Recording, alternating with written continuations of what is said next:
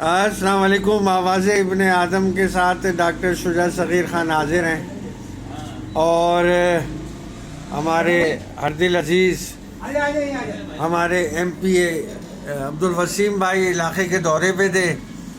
جب انہوں نے ارحمہ ہومیو کلینک دیکھا اور نام پڑھا کہنے لگے یار ہمارا تو بھائی بھی یہاں بیٹھا ہے. کیسے ہیں عبدالوسیم بھائی؟ اللہ کا شکر ہے. کیسے آئے تھے آج؟ کیا دورے وورے پہ تھے؟ بس آج اصل میں نے طے کیا ہے کہ وہ یوسی جو میرے حلقے میں آتی ہیں جی جی تو ان کو میں جا کر خود بیٹھوں رات میں. بالکل. اور وہاں کیونکہ لوگ وہاں نہیں آ پا رہے تو جی. یہاں بیٹھ کے جو لوگوں کے مسائل ہیں مشکلات ہیں جی اس کو ایڈریس کریں. تو کچھ لوگ آئے تھے علاقے کے محلے کے لوگ.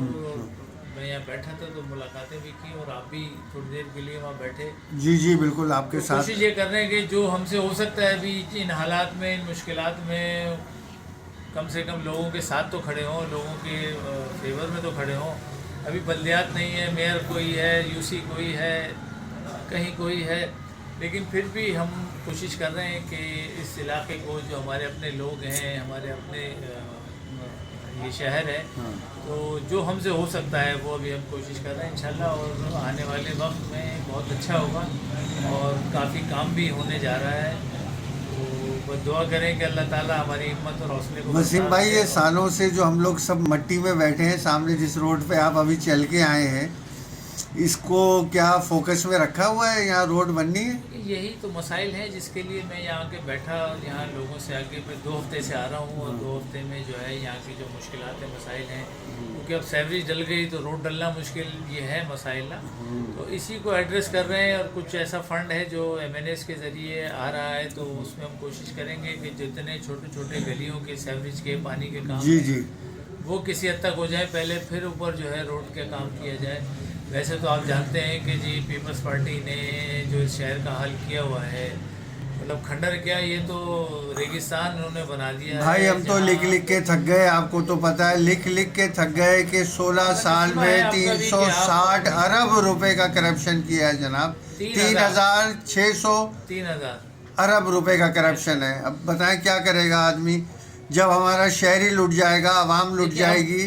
میں تو یہ کہتا ہوں اب چیزیں تبدیل ہو رہی ہیں.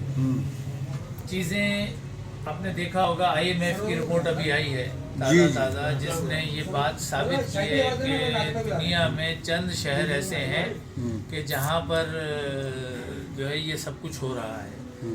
تو اب انشاءاللہ امید ہے کہ یہ سب چیزیں اب سیٹ ہونے جا رہی ہیں اور کرنا پڑیں گی. اگر نہیں کریں گے تو اس سسٹم سے اس طرح باہر نکلیں گے یا نکال دیے جائیں گے کہ وہ پھر اپنے گھروں میں بھی نہیں رہ سکتے. یقیناً بالکل. ہمیں جو ہے وہ آج ہی یہ سوچنا ہوگا کہ اب ہماری ذمہ داریاں کیا ہیں اور ہمیں کیسے ڈیلیور کرنا ہے لوگوں کو. اس لیے کہ لوگ اتنے تنگ ہو چکے ہیں کہ اب خاموش ہو گئے لوگ, اب بولتے بھی نہیں بیچارے آگے. جس حال میں لوگ رہ رہے ہیں یہ اچھی شکل نہیں ہے. تو کسی وقت بھی کوئی ایسی چیز پیدا ہوگی تو یہ لوگ باہر نکلیں گے تو مشکل پیدا کریں گے. تو ہمیں جو ہے ان کے لیے عبدالوسیم بھائی آپ کا ایک بڑا کریڈٹ ہے, جب آپ ایم این اے تھے اور بھاری اکثریت سے کامیاب ہوئے تھے, اس وقت بھی جو فنڈ جاری ہوا تھا تو ایک ٹھیکیدار سے میری بات ہو رہی تھی, اس نے کہا یہ واحد ایم این اے ہے جو کہتا ہے کہ جو رشوت مجھے دینی ہے وہ عوام کے پیسوں میں شامل کر کے عوام کے کاموں میں لگا دو. اچھا یہ آپ کے کسی ٹھیکیدار نے مجھے بتایا تھا آپ کے بارے میں, تو آپ کا قد اور بڑھ گیا. ویسے تو آپ ہمارے بھائی ہیں اور جس طریقے سے اس وقت آپ علاقوں کا دورہ کر رہے ہیں نا, دیکھیں پبلک کا نمائندہ ہوتا ہی وہی ہے جو پبلک میں جائے, جو پبلک کو گراؤنڈ میں جن کو مسائل ہیں جو وہ فیس کر رہے ہیں اس کا کام سننا ہے اور پھر اس مسئلے کو اسمبلی میں جا کے اٹھانا ہے. یہی کام ہوتا ہے ایم پی اے اور ایم این اے کا, اور وہ آپ کر رہے ہیں ایمانداری کے ساتھ.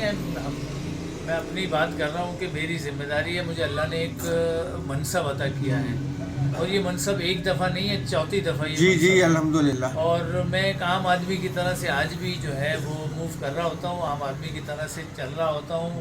اور دیکھیں میری ذمہ داری ہے, مجھے اللہ نے یہ عزت دی ہے تو میری ذمہ داری ہے کہ میں خلق خدا کی جو بھی مشکل ہے اسے آسان کروں. اور کوشش کرتا ہوں کہ ایسا ہو, غلطیاں ہر انسان سے ہوتی ہیں, کام کرتے ہیں, ہو جاتی ہیں, شاید ہم سے بھی ہو رہی ہوں. اور میں نہیں کہہ رہا کہ میں کوئی فرشتہ ہوں, خدا نخواستہ, لیکن کوشش یہی ہے کہ جو مشکل میں لوگ ہیں ان کی آسانی پیدا کی جائے. لیکن اس کے لیے بہت زیادہ اختیارات اور وسائل چاہیے جو ہم حکومت میں وفاق میں بھی لڑ رہے ہیں اور سندھ میں بھی لڑ رہے ہیں. ہم کوشش کر رہے ہیں کہ وہ اختیارات جو عام آدمی کے اختیارات ہیں وہ ان تک پہنچ جائیں، ان کو مل جائیں، اور ان کا جو جائز حق ہے وہ ان تک، ان کے گھر تک پہنچ جائے. بالکل عبد الوسیم بھائی، دیکھیں یہ تو میڈیا پہ نظر آ رہا ہے جس طریقے سے آپ اس وقت جس طریقے سے اسٹینڈ لی ہوئی ہے نا MQM پاکستان، اور ہر اینگل پہ جا کے، اور وہ مسئلہ جو صوبے کا مسئلہ تھا جس خوبصورتی سے ابھی آپ نے اس کو MQM پاکستان کو اٹھایا ہے اور عدالتوں میں جانے کا فیصلہ کیا ہے، جس پہ ہماری رولنگ پارٹی بڑی بے چین ہو رہی ہے اور کروٹیں بدل رہی ہے. یہ کام تو لامحالہ ہماری پرانی سوچ و فکر ہے، اور مجھے تو اللہ کی ذات سے امید ہے کہ شاید ہم اس کو مسئلے پہ اللہ نے چاہا تو ہم کامیاب ضرور ہوں گے انشاءاللہ. آپ یہ دیکھیں کہ پہلے ہم نے یہ مسئلہ اٹھایا تھا تو ہم اکیلے تھے، جی لیکن آج الحمدللہ سارے ہمارے فیور میں، صرف ایک پیپلز پارٹی اس کے حق میں نہیں ہے. مجھے یہ بتائیں نا کہ پیپلز پارٹی کو اختیار دینے میں کیا قباحت ہے؟ بھئی آپ کا میئر ہے نا، اگر اختیار اس کے پاس ہوگا، آپ کے UC چیئرمین ہیں، ان کے پاس اختیار ہوگا تو وہ کام کر سکیں گے نا.